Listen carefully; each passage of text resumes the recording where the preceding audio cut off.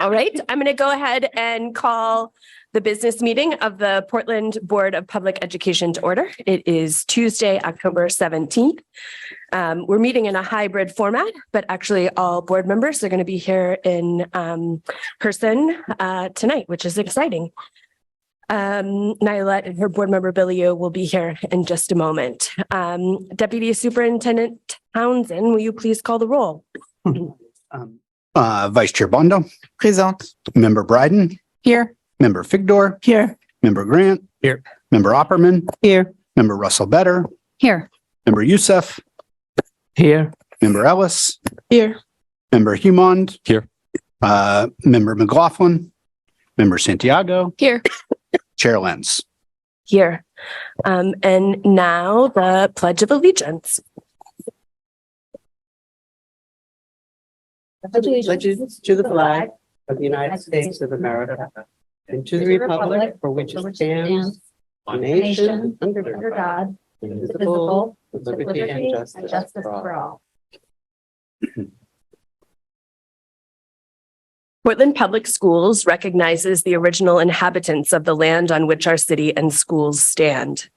The Wolastoqiyik, or Maliseet, Micmac, Penobscot, and Passamaquoddy tribes, known collectively as the Wabanaki Confederacy, or People of the Dawnland.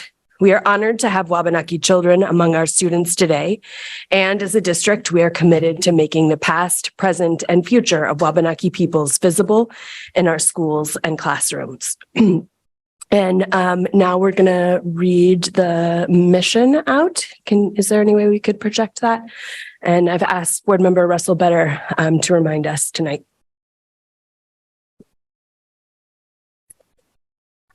Thank you, Chair.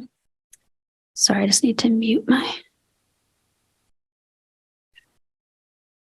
So the mission of the Portland Public Schools.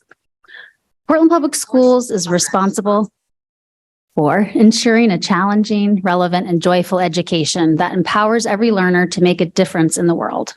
We build relationships among families, educators, and the community to promote the healthy development and academic achievement of every learner. Thank you, Board Member Russell Better.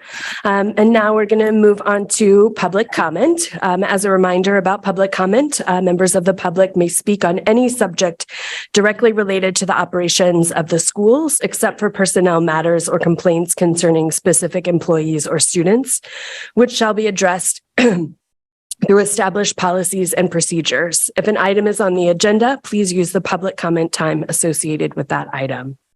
Comments are limited to a maximum of 3 minutes or 6 minutes for individuals using an interpreter to make their comment. Individuals may not relinquish a portion of their allotted time to another speaker. The board may not respond to any comments, and please refrain from responding in the audience. Speakers must refrain from engaging in disruptive conduct, including but not limited to using vulgar and/or obscene language, threatening others using words or by other actions, using pejorative or discriminatory language with reference to a person or group on the basis of their religion, ethnicity, nationality, race, color, descent, gender, or other identity factor, making defamatory comments exceeding the allotted time limits, talking over or interrupting others, offering repetitive comments, and offering comment on matters unrelated to the school district's programs, policies, or operations. I'll stop any public comment that is contrary to these rules. To give public comment, please come forward to the podium or raise your hand in Zoom. Please begin by introducing yourself with your name and address. I'll keep the time and raise a yellow folder indicating that you have 30 seconds remaining and a red folder signifying the end of your time. If you'd like to request more time, you may do so. So if you'd like to give public comment, please come up to the podium. I will double check Zoom. Okay, I see no public comments, so I'm going to go ahead and close public comment and then move on to my remarks. Tonight is October 17th, which is the last meeting before the election on November 7th. As a reminder, there are 3 school board seats on the ballot, along with a mayoral race, city councilor seats, and many ballot questions. You can find your polling place on the city's website, portlandmaine.gov. And all polling locations are open from 7 a.m. to 8 p.m. on election day. Remember, you can register to vote on or before Election Day and can vote early at City Hall until Thursday, November 2nd. If you've received your absentee ballot already, you should drop it off at City Hall. There's a box located on Myrtle Street. Additionally, there are only 4 remaining board meetings of this year. On November 21st, we'll conduct a caucus as part of the process to determine board leadership for the upcoming year, and we will be adding new members on their first meeting on December 5th. I would also like to offer a huge congratulations to our wonderful teacher, Joshua Chard, who is here with us tonight. I know that Superintendent Scallon is going to talk a little bit more about this, but I just wanted to offer a huge congratulations to you, Joshua. And I knew from the moment that I met you, which was last fall. So I've known you for about a year. And when I first met you, the passion that you exuded for our students and our district was palpable. And the amount of care that I felt coming from you was just outstanding. And I just remember thinking, wow, how do we get more teachers like that? So thank you for everything that you give to our students and our district. And I'm just so excited to celebrate you and all that you do for our students. Thank you. Of course. Finally, on not such a high note, I just want to acknowledge the war that is taking place in the Middle East right now and the many thousands of lives that have been lost over the last week or so. And many of these lives have been children. And I just want to hold all of those children and their families in my thoughts tonight. And also, I know that we have many impacted families here in the Portland Public Schools and in our city, and I also hold them in my thoughts. So with that, I'm going to turn it over to Representative Santiago for Deering High update. Thank you, Chair. Hello, everyone. On behalf of the students at Deering High School, I would like to send our heartfelt congratulations to Mr. Chard, our drama club advisor, for being recognized as the 2024 Maine Teacher of the Year. And clap. We didn't clap. We didn't clap. Okay. And last Wednesday, our juniors took the PSATs, the practice test for the SAT, while us seniors participated in postgraduate planning. That included prep work for our capstones and college applications. Last week was Spirit Week at Deering. Each day has a theme to show our school spirit. Tuesday was Barbie versus Ken. Wednesday was Blackout with seniors in neon. Thursday was College Day, and Friday's theme was Purple and White Day, my personal favorite. Wednesday morning, when you entered the building, you would see our hallways decorated for Spirit Week. Each grade in our student government is assigned a hallway on the first floor to decorate the theme, which was Disney movies. Freshmen chose The Little Mermaid, sophomores chose Tangled, juniors chose Moana, and seniors chose Frozen. Don't tell the other seniors, but the freshmen easily won best hallway. On Friday, we held our pep rally in the gym. At the pep rally, we had tug of war, a relay race, a very competitive game of musical chairs, and teachers volunteered to be pied by students. Our homecoming weekend was marked as a celebration for our 150th anniversary. We brought together Deering alumni, spanning back to 1961, celebrating with a tailgate that included good food, fun activities before our homecoming football game. Saturday was our homecoming dance, where all grades were invited and concessions were sold. Thank you to our parent volunteers from the Deering Athletic Boosters. In Deering Athletics, we are having one of our best fall seasons on the fields, courts, and trails. Boys soccer had a dominant 3-1 win against Portland last Thursday to continue the school spirit week. Both girls volleyball and boys soccer are enjoying their best seasons in years and could be hosting home playoff games in the coming weeks. Girls soccer and football have enjoyed success this fall, as both look to build their programs for the future with rosters full of underclassmen. Deering football has had a strong season. They finished the regular season against Westbrook this Friday at 6 p.m. for senior night before meeting Portland in the 111th annual Thanksgiving Day game. As the Rams are enjoying our most successful fall in years, we're gearing up for a busy playoff season. Next, the Rams winter sports will start up in mid to late November, which I'm personally really excited about. It's not just on Spirit Week and on the athletic fields that Deering is exciting, fun, and filled with a sense of community. Thank you to all our teachers, administrators, and families for supporting our students every day. Thank you so much, Representative Santiago. And now I'm going to pass it to Superintendent Scallon.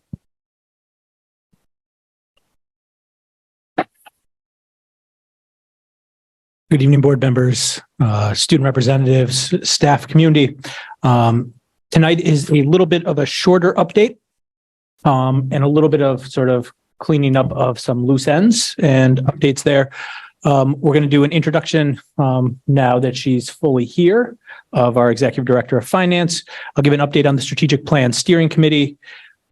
This is National Bullying Prevention Month, and so just want to share a little bit of information on that. Well, we will share the updated student discipline data at our next meeting.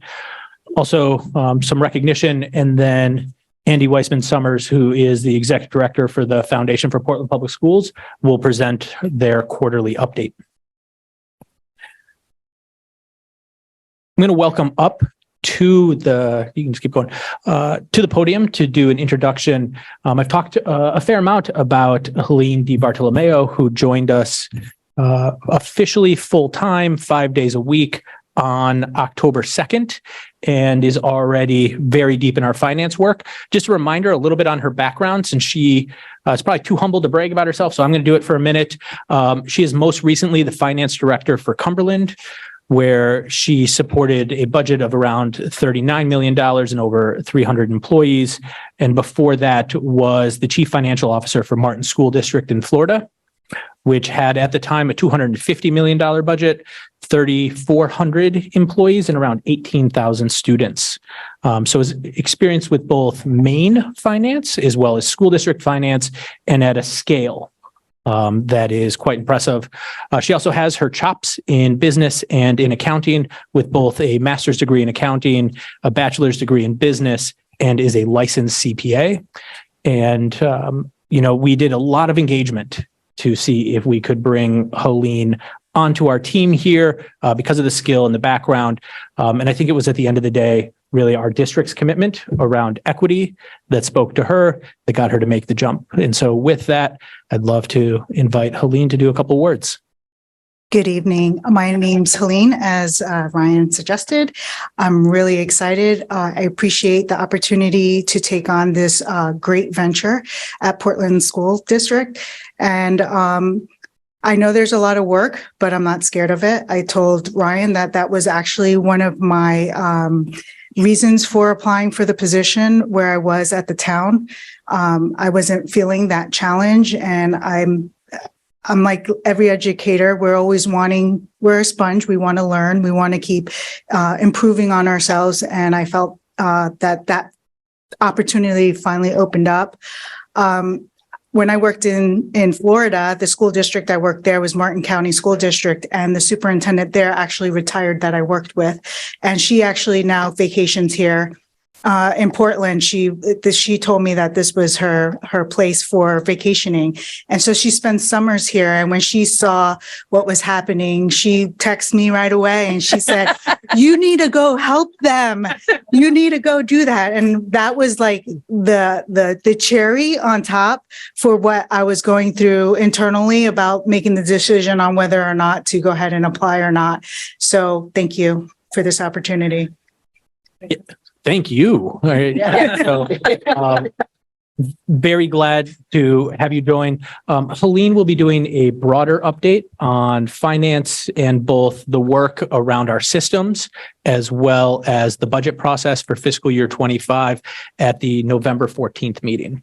So we gave her about a month to really get settled, but she's already running. So thank you. Thank you. Welcome, Helene. At the last meeting, I shared with you an update around the listen and learn and the key themes and trends that came from that. And we talked about the fact that we would be establishing a steering committee, that this steering committee would be a cross section of our community and include staff, students, alumni, community partners, board members, trying to really get a cross section of everybody that contributes to making Portland Public Schools great. And so we had an application that was open on our website for just under a month. We had a number of applicants and are excited to share them here in a minute so that you can see what is or who is the final steering committee. These individuals will meet 4 times over the next 6 months and be a key part of building our next strategic plan. There's also the case that there are individuals that we couldn't include everybody. And for folks who are in that spot, we really encourage them to, again, look out for the information we're going to share around focus groups, because there are 2 opportunities as we go through the strategic planning process where we will run focus groups to get very specific and targeted feedback along drafts of the version.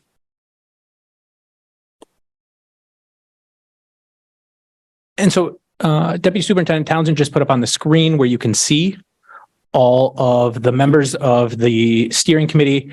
I'm going to leave that up there for a moment instead of reading all the names. And so you can get a sense of who the individuals are that will be participating in this.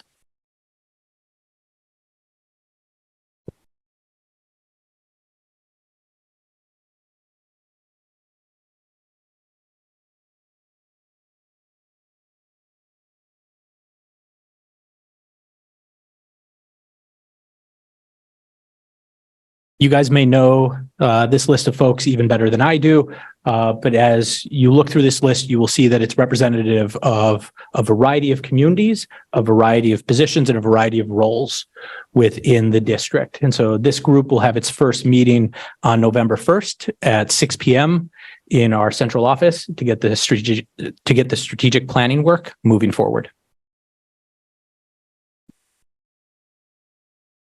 October is National Bullying Prevention Month. And as I shared, we will go over bullying that's related to school safety, school belonging, school community in a meeting in November. But we want to just give a quick update because we take very seriously making sure that we have safe, welcoming, warm school environments for all of our students. And at its baseline, that is about making sure that students feel comfortable being in the school. There's work that is already deep and going on. And so each of our elementary schools uses Second Step, which is a social emotional learning curriculum and has an evidence-based bullying tool. Each middle school has a representative participating in a year-long digital citizenship program, because we know that a lot of bullying actually carries over from activities outside of the school and particularly on social media. And we have a partnership with Attuned that is, again, paid for through the Barr Foundation that is working with Dr. Ahmed, our principals, and our school communities at the middle school level to continue to deepen and to build strong, safe, welcoming school environments. I will also remind you that this came up in the Listen and Learn themes, where one of the things that it talked about was that our students generally felt like they belonged and had a place in the school, right? And it varied a little bit by subgroup, but national bullying is really about making sure that everybody feels safe, everybody feels welcome every day. If you have a concern, I just want to put this out there in the public space. If you have a concern about bullying at the school, there are specific policies and processes that exist at the central office and at the school level to handle these. But as a starting spot for a student or a family member that has a concern is first to tell a staff member at the school. And second, there is an ability to report it online at the URL that is listed there. All right. Now we're getting to some fun parts. One of the things I said when I joined Portland Public Schools was the fact that it is made up of amazing people and amazing staff, amazing central office workers, amazing teachers, bus drivers, everybody. And they do the really hard work of making sure that our students have a great experience. And one of those employees, or one of those team members that I met on the first day when we did a Listen and Learn, I don't remember if board member or board chair Lance remembers this, but we did it at East End, and Mr. Chard joined. And I remember getting struck immediately by the passion and the care he had, not just for the community at East End, but then the Deering drama students, and then the Deering Auditorium. And so two of the three are going great. One of them got a little bit of work to do, but just was so amazing to meet him and to hear about the love and the passion that he has for students, and actually get to see him in action the other week when I visited East End and got to visit his classroom during math for a little bit. But just so that I don't spend all of my time talking about him, I want to read what students said, what parents said, what staff members said in the ceremony that we had to recognize him as 2024 Maine Teacher of the Year last week. And so here are just a couple of the quotes. He is a magical teacher. By the end of the day, you always have a better day. He creates community in his classroom by honoring the dignity of every student. Mr. Chard sees potential in everyone and is able to find their individual gifts. And last, when I saw him teach, I saw what I had been striving for. I mean, if those aren't amazing testimonies to the work and the relationships that Mr. Chard has built, I don't know what are. And so I want to take a moment to congratulate him and to welcome him up here, where we're going to do a quick group picture and celebration of him. So if you want to come up and do another round of applause. He's working on background. So come on around. We're all going to do a. No, Sam. You do a hug. Come around. We're all going to do one real quick. Really? Yeah. Thank Don't you. cry in the house. Well, I was We were next to each other before. Joshua Walker. Yeah, Josh Center. in the middle. Hi. Thank you. Where do you want the center to be, Henry? Well, we gotta go from the end of this table to the end of that table, so All everybody. right, so we got to go. This is sort of you. Oh, okay. Okay. So everyone's gonna come over. Double up. Double Yeah. I wanna come down here. Thank you, Mickey. Everybody. you. Pile like that.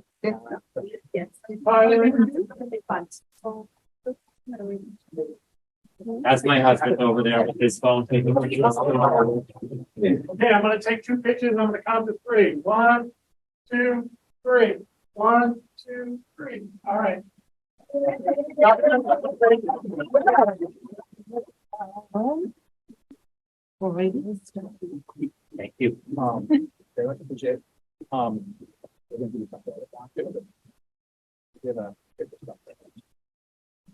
Thank you. Thank you.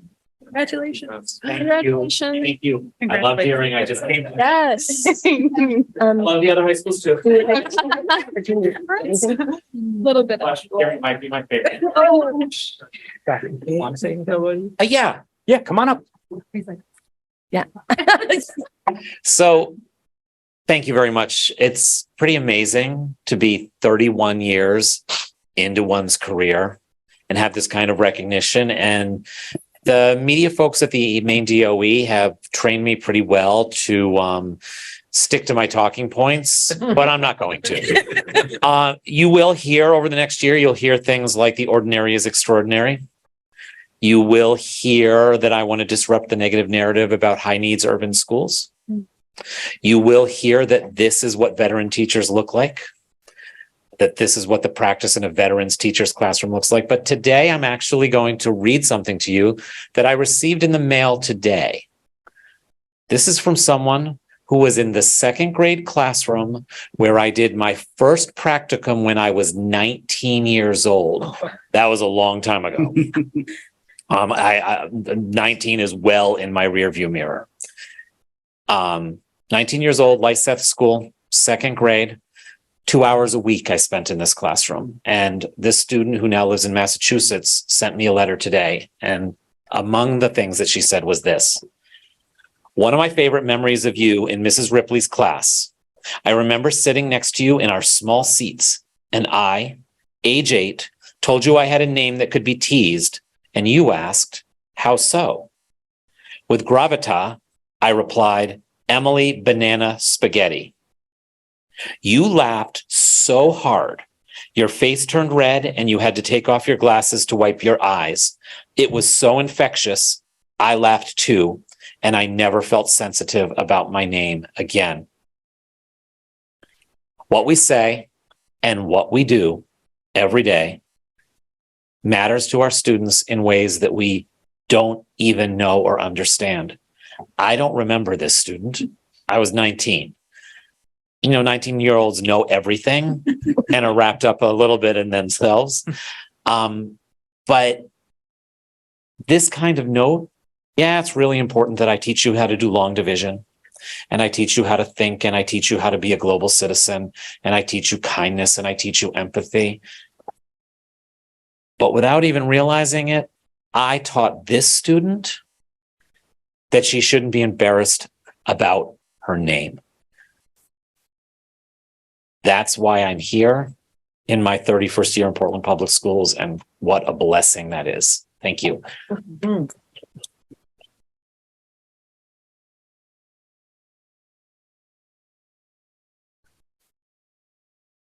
I'm not going to try to follow that. What comes next? No. So I'd like to welcome Andy. So you all know Andrea Weissman Summers as the executive director of the Foundation for Portland Public Schools. And on a quarterly basis, they provide an update to the board about the partnership. Great. Well, I'm following Mr. Chard. I'll do my best. Thank you. So as Superintendent Scallon said, it is part of our MOU as a nonprofit aligned with the district to provide a quarterly report on our finances and on our activities. So Aaron is doing slides for me tonight. I wanted to start just by sharing that we have a new staff person joining our staff on Monday. Margot Mallard will be a development and alumni coordinator, and we're thrilled to have her.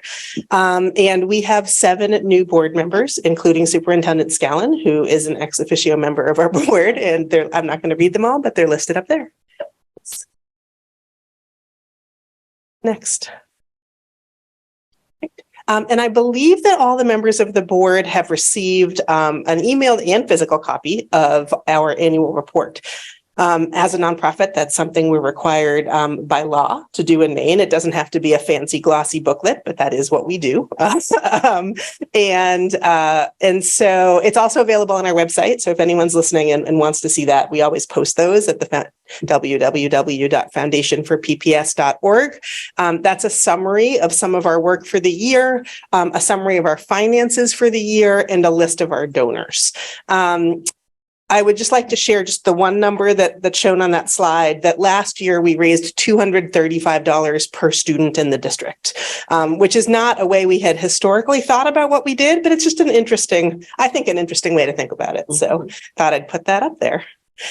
We also completed an audit, and it's also available on our website. I don't think it's super interesting for most, but it's there for transparency, and you can see the full details. It's also available.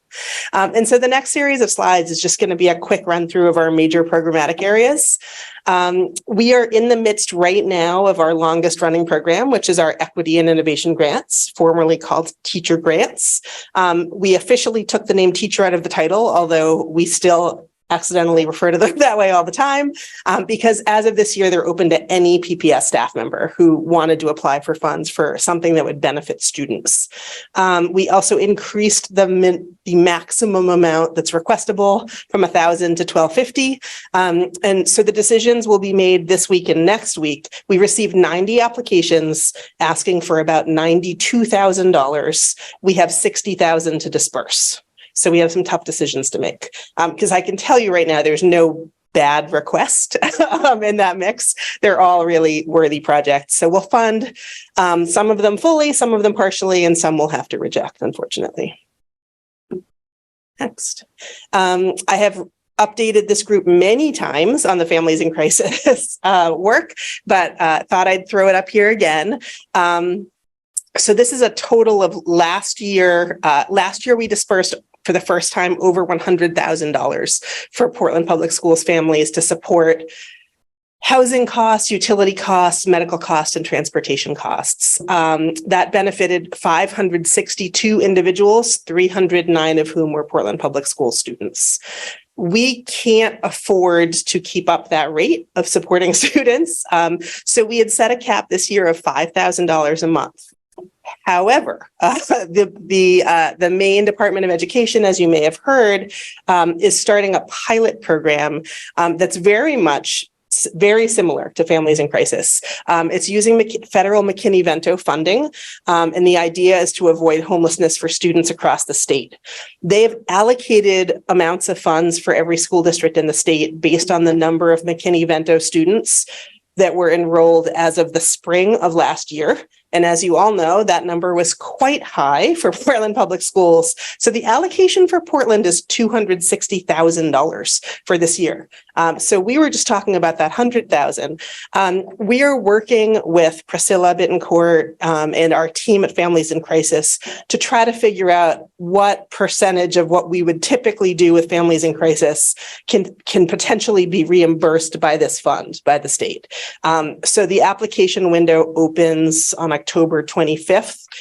We can submit costs that we've incurred back through July 1 of this year. So we've decided as a team to kind of pilot it and see how it works. And then hopefully we can remove that $5,000 a month cap if we can actually make the system work of submitting expenses we incurred, having the Department of Education reimburse the district, and then the district potentially reimbursing the foundation. So there's still some details to work out, but that is the plan that we're hoping for.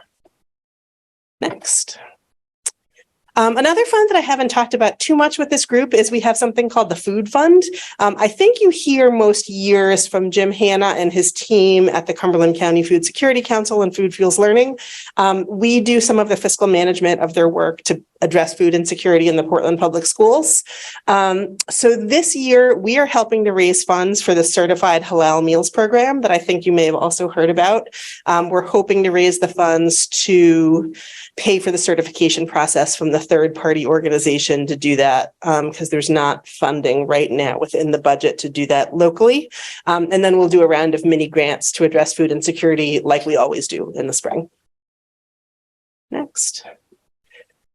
Music and the arts is continuing to be a programmatic emphasis for the foundation. At this point, we've raised actually close to $280,000 since I've made this slide. And with that major donation we received last spring, we have now purchased digital pianos for most of the schools in the district, and then helping each music teacher at each school kind of increase their class sets of instruments, and depending on the school, whether it's, mallets and, Orff instruments and whatever it is they're choosing.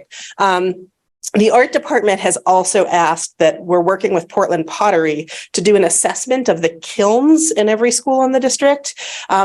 Some of them have inadequate venting, inadequate electricity, or are broken or in need of repair. Some need to be fully replaced, and some schools don't have them at all. So we're hoping to use those funds to make sure that there's ceramics programming available at all of our schools. So that's what's happening there.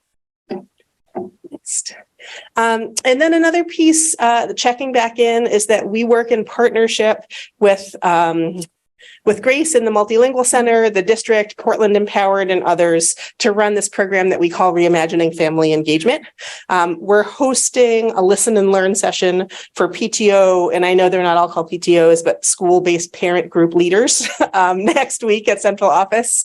And so that will just be a chance for those leaders to speak with Superintendent Scallon, but also we have prepared a series of slides. It's a recap of what all of those Reimagining Family Engagement sessions have been to date. And I can provide that to you all if anyone's interested, but that's available. And then we'll meet with that group to kind of give some feedback on what the priorities should be in this coming year in terms of facilitating collaboration, resource sharing, or trainings for leaders of school-based parent groups.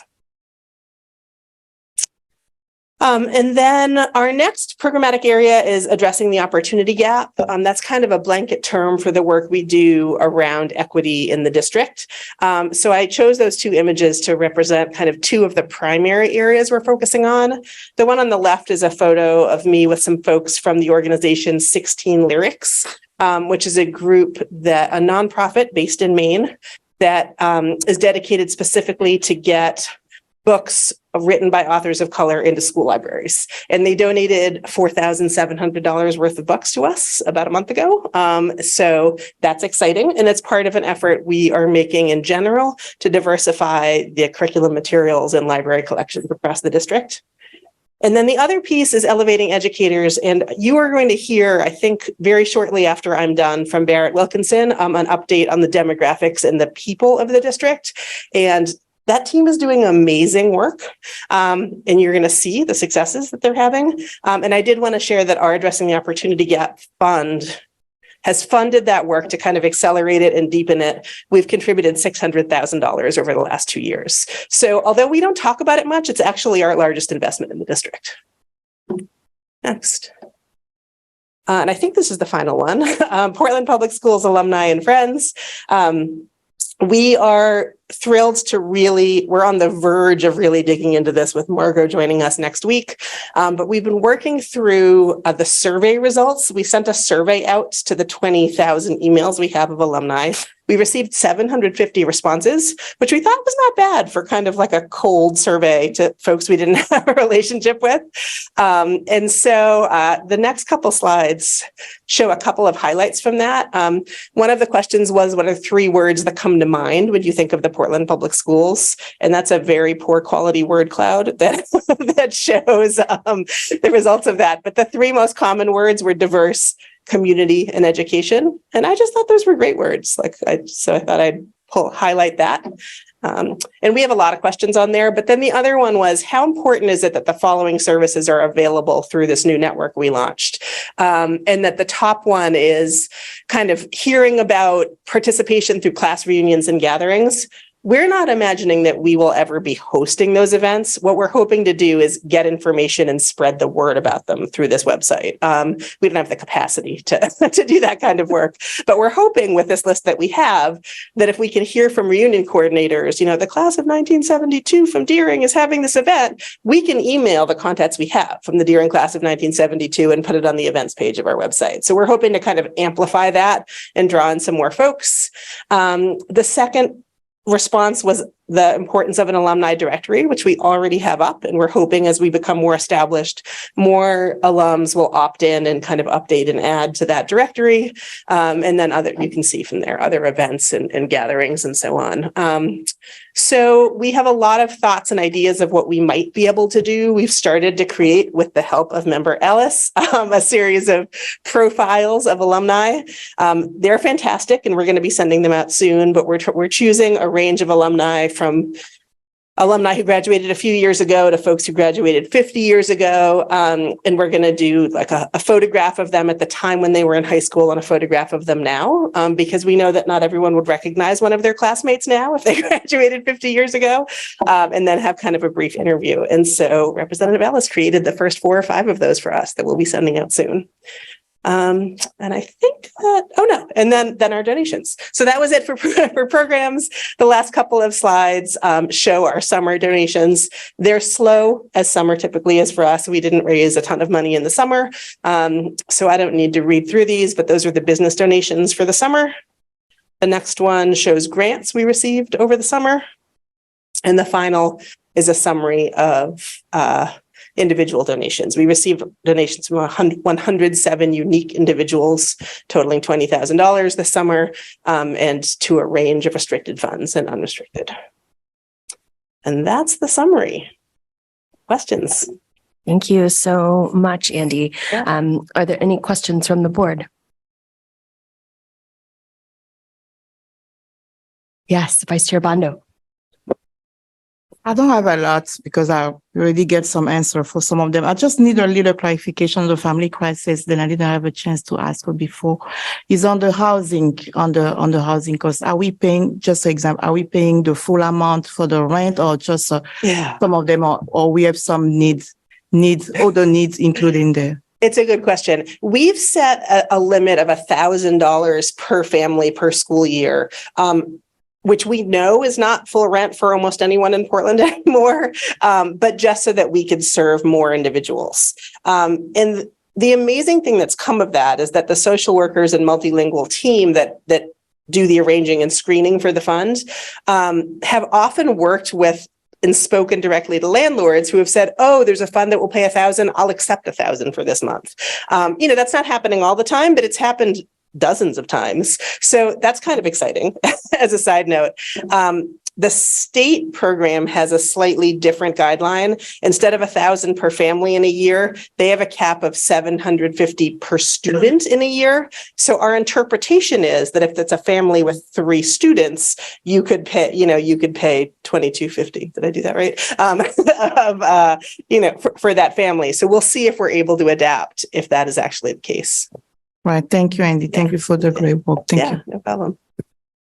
Yeah. Board Member Russell-Better. Thank you, Chair. Thank you, Andy, for the presentation. And just love seeing the breakdown of where all the wonderful community support goes. I just had a question about, really excited to hear about the MDOE money and just in that slide with the family crisis, the process we already are doing. Can you just help me see if I'm understanding this correctly? So I think it was 200,000-ish you were saying. So, and when you were explaining the trying to pilot, figuring out how that money would come through the district and then to the foundation, is it your understanding that it really is, I mean, it really would be from the foundation to continue to do the same assessing of, so it really would just be the money coming and not that they have other specific restrictions, or do you not know that yet? Or? Well, so they do have a list of where the funding can go. And it's very similar to our guidelines. Okay. And Priscilla said that the folks who set it up did come to visit Portland, and she shared our criteria. So I think it may be semi-based on what we're actually doing already. No one has said that to me, but it looks quite similar. They have a couple of things added that you could pay for home maintenance as one of their listed qualified expenses, which we haven't done before.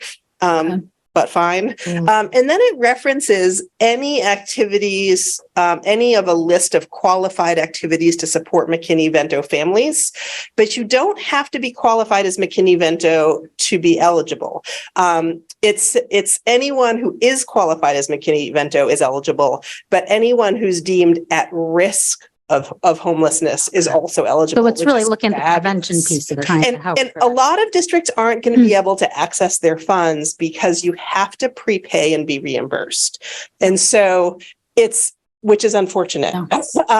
But so that I think that's a piece of why the district would struggle to do it without the foundation, because the district doesn't have $200,000 of slush funds to pay for things and get reimbursed.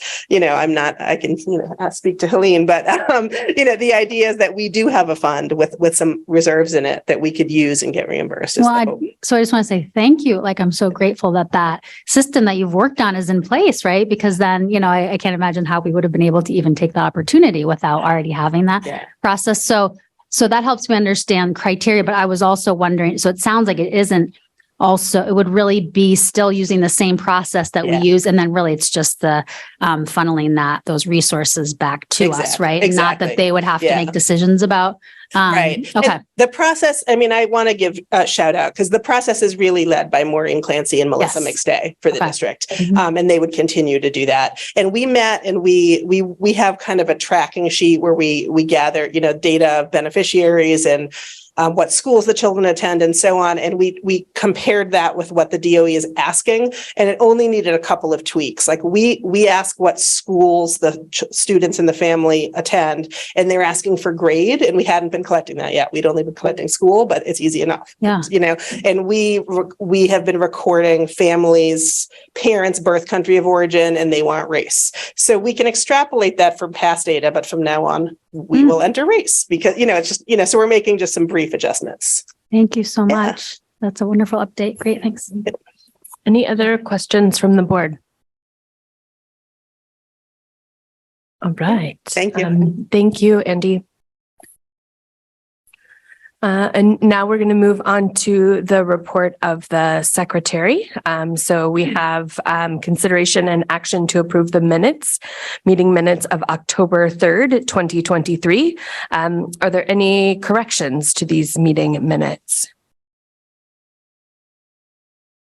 Okay, seeing no corrections, then the meeting minutes are approved as distributed. And then we're going to move into consent items. Great. Under Board Policy KCD, the school board accepts by unanimous consent contributions made to the school district of durable goods of significant value and of symbolic importance. As required by policy, all of the donations are listed in the board memo by name and donation accompanying this item. Our practice is that each donor receives a written contribution acknowledgement expressing our heartfelt gratitude and for their tax purposes. So tonight, I would like to thank Robert Chatfield of Cape Elizabeth, Maine, who donated a 2006 Volvo to Paths for use in vocational education of vehicle repair and maintenance, and Carlos Gomez of Portland, Maine, who donated a 2005 Chrysler PT Cruiser to Paths for use in vocational education of vehicle repair and maintenance. So with that, I would like to thank them both for their support of the Portland Public Schools. We're very grateful for their support of our work. Thank you. And now we're going to move on to personnel. And I think, Barrett Wilkinson, we're ready for you. Speeding right along this evening. Hi, everyone. Thanks, Erin, for running slides. So just wanted to take a few minutes to kind of give you broader updates on who are the people of Portland Public Schools right now, and some really, really exciting data I have to share. So you can advance. So this is a kind of rough breakdown of where our folks are. Typically, we haven't included temporary staff in this total, so this will look a little higher than last year, but because we have, dedicated subs as a kind of built-in structure, wanted to include them because they are really pretty essential to our schools at this point. So just so you can kind of get a sense, but obviously PEA is our biggest bargaining unit with teachers representing just over half of the total staff, followed by ed techs and base, and then much smaller representation of the rest of the groups. You can go ahead, Erin. And so this is probably one of the most exciting slides to share. I was very excited to pull together these statistics on how we've continued to grow in our efforts to have a representative staff. So the original goal in the initial Portland Promise was to work towards 10% BIPOC staff. And we met that before the end of the kind of Portland Promise, and then have continued to really advance. The national average is 18%, however, and even that is still underrepresented in terms of population, and certainly in our community as well, where over half of our staff identify as BIPOC. So we still have a long ways to go, but are feeling very encouraged about what we're doing, which I will speak to a little bit later. This one is, we've shared this annually with you. So this is just an update on what that breakdown looks like for 3 of the units. So the largest representation of BIPOC staff remains in our ed tech group. And you can see that that's increased over time too. So our retention efforts are working in all kind of across all areas of our system, but that is our biggest place where we're seeing representation. And we've made a big jump with our administrators as well in PAA. And we're seeing, it kind of holds steady among teachers, which is good, that it's not decreasing, but certainly that is an area where, we need to focus to continue to bring that number up as well. So added this data in, which just to give a little perspective on movement of staff, so you have an understanding of what that looks like for us. So overall, our retention rates are very good. 84% of folks remaining in the profession is great. We have higher retention rates for our BIPOC teachers right now, which is also wonderful. And when we look at what it means when someone's not retained, so that means either they were in a 1-year only temporary assignment, they resigned, or they retired. It turns out that nationally, we don't really track teacher retention well. It's sort of state to state. Maine does track what happens with staff. But overall, this is still really good data for us. It's good news in the data. So our partners that we work with through the BAR funded initiative, our collaborators with TNTP, which is the New Teacher Project, when they helped us with this data, they were like, this is amazing. This is really good. And of course, internally we're like, it's not good enough. We have so much more to do. But the outside perspective was helpful because they work with other schools and other districts and they see much higher not retained rates. So ultimately there's a lot in here that is really good information. I want to take a moment at this point to shout out the HR operations team, because when we haven't retained someone, it means that there's a vacancy, and it's the HR operations team that really handles making sure we get new folks in. The schools are doing the hiring, but they're really processing that. And when it's the most beautiful time of year and people take vacations, they are cranking and they are working really hard. And so they're led by our HR operations director, Chris St. Louis. And so just wanted to pause and shout them out because they really do help make all of this come together for us. So thanks, Erin. I can advance ahead. So this is a graphic, again, provided by TNTP, who helped us with our data. Super hard to read in this moment. I apologize, but just to show you the teacher retention percentage of our BIPOC staff, because that is a priority focus. So you can kind of see where we're doing well and where we need more attention. And apologies, that's probably going to be much easier to look at for those of you that have your laptops open. So what's getting us there is a number of things. This is the moment I want to shout out another member of the HR team, Julia Hazel, who's our Director of BIPOC Leadership and Career Pathways. Julia is at the helm of much of these kind of priority elements that I'll speak to. So one big bucket is the career pathways work. Until the last few years, I think we've continued to really deepen and articulate further ways in which people can advance within our system. Like, we are our own best pipeline. So for ed techs who want to become teachers, for teachers who want to become administrators, this is, investing in our own people is absolutely the best thing to do. And it's the right thing to do. That's the kind of organization I think all of us want to be supporting. So the Elevating Educators project that Andy spoke to is really focused on that ed tech to teacher pipeline. And then we have some other supports that really help elevate folks who are in teaching and really are interested in the administrative track. And the coaching and mentoring and support cannot be underestimated for its value. We've had many people say to Julia, no one had asked me what if I wanted to become a teacher, and maybe I do. Sometimes being asked the question is all it takes for you to consider something you hadn't considered before. And so, the targeted support for BIPOC staff and support around, if you want to advance, maybe kind of help people, guide them around, like, what are some of the courses that maybe you should take to get towards another certification or whatever it is. And all of those are things that came up in the Educators of Color Insights report, which is now, several years old, but, we keep talking about it because it's not a report that sits on the shelf for us. It continues to guide our work. And so those recommendations are, that comes from the Insights report. And then broader culture work, arguably is, one of the biggest drivers of retention for any organization.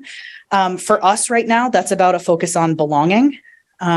Ways we do that are many, and to engage all staff in that. We also have affinity groups for staff, and, putting our time and effort in this really is achieving results. So we're seeing good retention rates overall, and we're seeing high retention rates amongst BIPOC staff, and we're seeing our percentages towards representative staff increase. So that's just a little bit of context for what we've been doing. Also would shout out Beth Linovich, our new teacher mentoring and induction coordinator, who works closely with Julia on all elements of that. So the one area I want to talk about in terms of concerns, in terms of where we're at, is the persistent vacancies in special education. I don't believe that we're unique in this, but it is an area that is going to require deeper focus. So across the district this year, we started in, I think overall, in terms of vacancies, we started in much better shape, but we have had persistent vacancies, particularly around for educational technicians in student support service programs and especially in district programs like Beach, Breathe, and Bridge.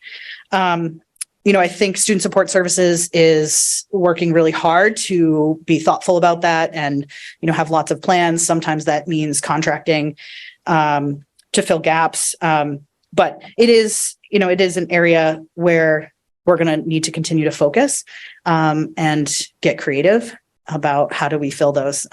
So there's some other pipeline projects and things we're looking at with the universities that I think they have some great things going that are specific to special education. So I think that is about everything I wanted to say in terms of the demographics, but I'm happy to answer questions or do my best. Questions from the board? Yeah, Board Member Opperman. It's not so much question, but I appreciate the effort to present this information, but also for the special ed and connecting with universities, because I think that is huge. UNE, USM, et cetera. So keep at it. Thanks. Oh, thank you. Will do. Board Member Grant. Thanks. My question was along the same lines. Actually, I thought maybe you could describe for me what is the pipeline here in Maine? Like, what are we looking at? Is it the USM program? What is it beyond just that for special ed educators? I would have to do a little bit of data gathering to give you the best answer to that question. But give me a so-so answer. Yeah, so answer is, in Maine, I think, the majority of our teachers are coming from local universities, not exclusively. And so I think a number of places are starting to also respond to the national kind of shortage, not just of teachers, but in special education as well. And so they're going to be developing more and more programs that then we can start to figure out, okay, how does this, how do we help support, get people in? Maybe it's, some other internal projects we can take on to encourage folks not just to move into teaching, but to move into special education, because the need is great. You'll not be surprised to know that this is definitely a problem everywhere. So yeah, just curious what the pipeline actually looks like. So, yeah, thank you. Vice Chair Bondo. Thank you for the presentation. So I have just a question on I see the strategy for retention, but can we have a little detail on the strategy to increase the number of teachers? Because when I look at the strategy on the retention, is a lot of pathways for head tech to become a certified realty. They have a different tiers, 1, 2, 3. So that means, those are the strategies that I see here. Do we have any detail, a few ideas on the strategy to increase the BIPOC teachers? Because I see here it's just 9% overall. We have more EdTech, but the teachers are steady. So yeah, was any strategy on that? So elevating educators, that is a cohort model essentially, but we're filling that with 50% at least of BIPOC folks, so that that's more representative in its structure. That's just among the things. But really, ed techs to teachers is our primary pathway work. We also are partnering with Portland Adult Education to connect with their education academy around folks who have been teaching elsewhere in other parts of the world who are looking to get into education in the United States. So that's another kind of support resource because we do have folks here who have vast teaching experience. And it wouldn't be great if they come choose Portland Public Schools. I'm not really satisfied with that, Barrett, honestly, because I keep repeating that's a long pathway for EdTech. So we need I just don't see the quantity, I see the quality of the teachers that we want in our classroom. So I still don't see the real strategy on the hiring process here. How we can attract teachers already certified, great teacher of color, being under leadership in the classroom. That's just my aspect of the question. Yeah, I think, so we have other recruitment efforts, and we'll have an updated recruitment plan that, really focuses around the spring when folks are looking for jobs, not just folks out of college, but people who are looking to move districts or move, places. So that's obviously part of the strategy too, not as much what I focused on in terms of the demographics, but so that's another element of the work the HR team is, really responsible for, bringing folks in from the outside. And then there's the actual hiring process and the way we go about hiring that we are, always working to improve, to address, really systemic issues in hiring and make sure that our organization finds ways to support people who, not just to get into a hiring pool, but to get through the process successfully. So it never can be just one thing. Right. Thank you. That's a continued conversation. Thank you. Absolutely. Yeah, Board Member Victor. Thank you, Chair. And building off Ms. Bondo's comments, when you bring that recruitment plan, I'm not sure if you're suggesting that you'll bring it before us, but I would love to see it.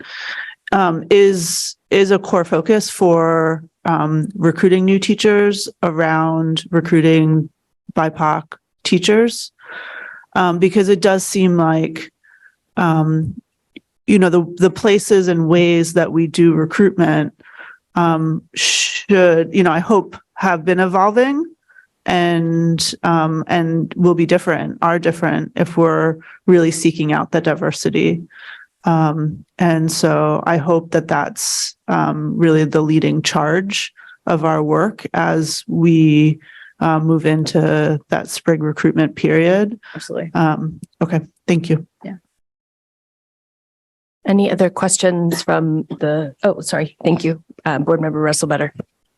Thank you, Chair.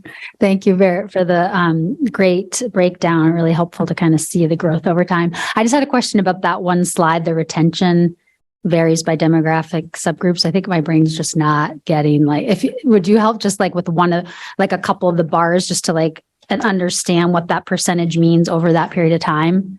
Because I saw it's the 21, 22, and then 23, 24.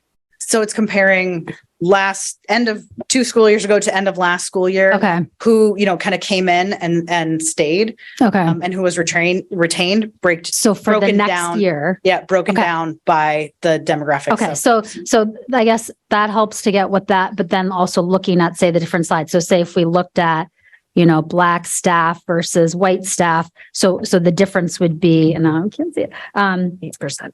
8%. Because I'm just trying to understand that too, because it does look like there's some consistency and, Asian Black is pretty close, but then, so is there looking at that too? What's the difference between why are we retaining? Yeah. So that reiterates that we're retaining, where our retention rate is higher for BIPOC staff than it is for white staff. Okay. It's overall going and, we're doing a good job broadly, but it is higher for BIPOC staff right now, which could be, in response to some of the strategic moves that we've made over time to really say, Portland Public Schools wants to be a representative district. We want to have a teaching staff that looks like our students, and brings their talents and expertise to the classroom. So that's part of it, right? It's all of those moves, it's all of Julia Hazel's work. And. Okay, thanks. And then is this newly being tracked since then, or do we have before? Okay, because I couldn't remember if this is something we've looked at. No, so this is some of insight into some of the work with TNTP that we've been doing, or more deeply around. Okay, so this is kind of our starting place of these years, so then we can keep seeing exactly how do those change over time. Thank you. I just wasn't getting what that gray percentage was. So thank you. Yeah, no, it's not the neatest one. No, it's also couldn't see it at first. So fair enough. Okay, thanks. Any other questions before I offer a couple of comments? Oh, thank you. Board Member Bilio. Thank you. I'm wondering if you have the data for any development or changes in the hiring process during that time period, or during all those time periods, I guess. Data, not exactly data, but I can certainly speak to that. I mean, we've really revised our entire hiring process a couple of times during this process. So with the launch of the Equity Hiring Toolkit, which the first version was probably 2018, school year, I'm going to say. I'm super bad at like remembering numbers like that. So that was the first time we really revised and did sort of an updated alignment around how we want people to be hiring. And since then, we've gone through 2 revisions of the equity hiring toolkit. And really what that's doing is continuing to enhance expectations in line with best practice in hiring so that we're addressing, systemic barriers and inequities and asking people to kind of follow different things in the hiring process to get to the results we know, kind of work more broadly. How that's worked for us, I mean, we don't have immediate data on, for today, but that's anecdotally how we've gone about that is to continue to refine the process and make sure that hiring managers have the tools they need to hire in the way that we know helps, promote inclusion and equity in the process. Okay. Is there any way I can see that hiring or the equity? Yeah, I just want to see the development because, I mean, even if you put things on paper, sometimes it's hard to actualize or create the accessibility or the diversity to have that type of hiring structure. And then the other thing I wanted to ask was, what do y'all know the percentage of people that were internal candidates versus new coming? Good call. Not at this moment, but I can share that. Okay, because I think that might shed some light on a hiring process. If we're hiring more people that were internal, then they might feel more comfortable in our hiring process than people that are incoming. And so if those numbers contradict each other, then it could point to the fact that our hiring process is not in the place that it needs to be. Just offering some insight on that. That's it for me. Thanks. Thank you. Board Member Upperman. Thank you, Chair. I have just 2 follow-ups after listening. One, where can one see and read that hiring toolkit? I'll make sure it gets sent to you. Okay, that would be that. Yeah. And the other one is, what is the plan or how do we do exit interviews? Is there a standardized way of going over that? So there hasn't been traditionally. We actually just implemented a survey where it's part of the offboarding process that gets sent to everyone. Of course, it's optional. The practice has sort of been folks could request an in-person exit interview. So any number of people have done those, whether it's the hiring manager or the superintendent, me. But the survey is the newest element of that because that is just an area of vast uncollected data. So that is really, really just launched like within the last few weeks. So we don't have anything really to speak to from like even the last, spring about that, but we'll continue to bring that, so hopefully that'll be in next year's data. Yeah. Awesome. I just wanted to thank you. These are really great and exciting numbers. Like you said, like we've got a long way to go to be a representative staff, but just like, this is awesome to see in less than 10 years that we have doubled the amount of BIPOC staff that we have in our district.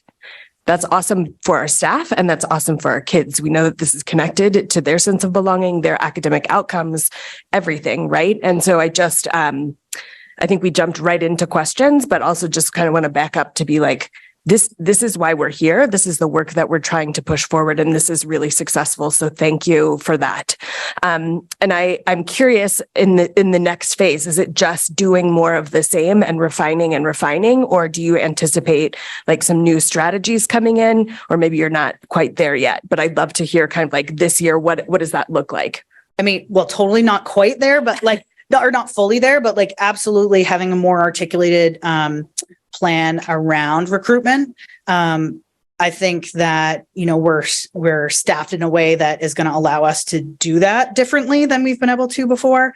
So thinking about that, not just as like, okay, what's the recruitment plan for this spring, but like, what's the recruitment plan, this spring and several, years to come, really embedding more of like these strategies into that plan. Like, okay, so we've been seeing outcomes from elevating educators. the next time they have an event, I will make sure you're invited. You'll see it. You'll see like, okay, these are folks who hadn't considered or weren't sure if they wanted to be teaching and then got coaching and support and took more courses and then said, oh, I'm in, I want to do this. It's amazing. So, the more and more we can scale those things, the better it can be. But as you saw, those are grant funded, right? Like those are funded through, prioritizing within initiatives. So that's always part of the equation is like, how much can we pull off? And what is the best use of the funds that we have? So it's always that balancing act too. But, and thanks for your comments. I just shout out again, the team in HR, just incredible folks who are lifting this day in and day out. In kind of the operational functional ways, as well as the strategic ways. So we're really lucky to have the talent we have in the HR team. Yeah. And, Barrett, I think we're also really lucky to have you kind of at the front of this ship. And I think that like these slides are an outcome of putting HR and equity in the same place, right? So we're thinking about it in the same way. And I'm just really excited to see what comes next. So thank you for that. Of course. Pleasure. Right. Just stand here because we're doing personnel. I think you're okay now. Anything else, Superintendent? No, I mean, I We're just gonna echo move what to you just shared personnel. about Barrett and his work and the team's work. But no, we have the 2 1-year personnel. Beautiful. pieces. Yeah. So up next, we have consideration and action to approve personnel items, election of teacher candidates for 1-year only positions. Would you like to speak to that? No, just 2 before you, which now we're doing this monthly. So that's everyone who's current as of the start of the month, basically. Beautiful. So do I have a motion to approve these personnel items, election of teacher candidates for 1 year? Thank you, Board Member Russell-Better, and I'll take a second from Board Member Bryden. We don't have public comment on personnel items. Any questions from the board? Any general discussion, not about the individual? Okay, then by roll call vote, please indicate whether you are in favor of these personnel items. Deputy Superintendent Townsend, will you please call the roll? Member Billieu, Yes. Vice Chair Bondo, Yes. Member Bryden, Yes. Member Figdor, Yes. Member Grant, Abstain. Member Opperman, Yes. Member Russell-Better, Yes. Member Youssef, Yes. Member Ellis, Yes. Member Human, Yes. Member Santiago, Yes. and Chair Lentz. Yes. So the motion passes unanimously with students voting with the majority. Up next, we have executive session. And just for folks' reminder, we will vote to go into executive session. We will have executive session. We will exit executive session. We'll come out here for a vote. Then we'll adjourn the meeting, and then we'll have a short workshop for board members on our upcoming orientation. So that's the lay of the land for these next couple of minutes. So do I have a motion to enter into executive session pursuant to 1 MRSA section 405? Let me get the whole thing out first. MRSA section 405 6A to discuss a personnel matter. So moved. Thank you. Do I have a second? Thank you, Board Member Billieu. All in favor? Any opposed? Okay, beautiful. So we're going to move into executive session in our normal space.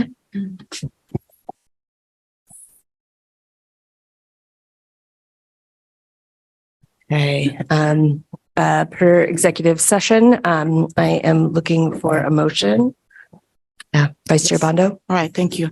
So I'm making a motion to deny the grievance and direct. Sorry, go ahead. So I'm making a motion to deny the grievance and direct the board chair to provide a written statement within 10 days. And is there a second for that motion? Thank you, Board Member Youssef. Deputy Superintendent. Oh, sorry, it's late at night. And lots of thoughts in my head. So we don't take any public comment on personnel items. Any questions from the board?